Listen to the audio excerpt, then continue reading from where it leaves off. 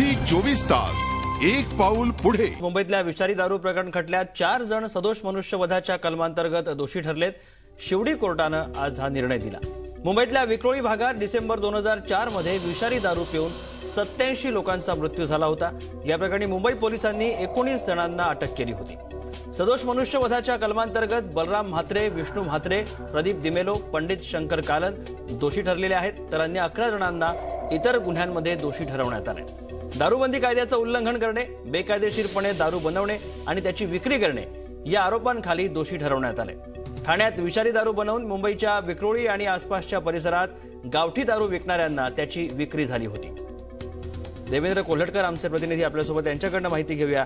देवेंद्र, काय नेमका निर्णय दिलाय आणि शिक्षा कधी सुनावली जाणार आहे?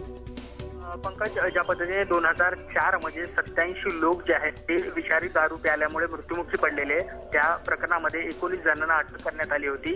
आणि या प्रकरणामध्ये शिवडी कोर्टाने बाळाराम म्हात्रे, पंडित शंकर कालन, प्रदीप डिमेलो आणि विष्णू म्हात्रे यांना पद्धतीने दारू बनवणे, विक्री करणे या अंतर्गत देखील त्यांना दोषी ठरवण्यात आलेलं आहे।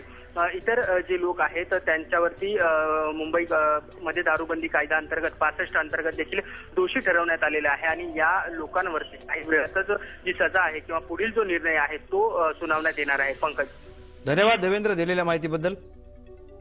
झी 24 तास एक पाऊल पुढे।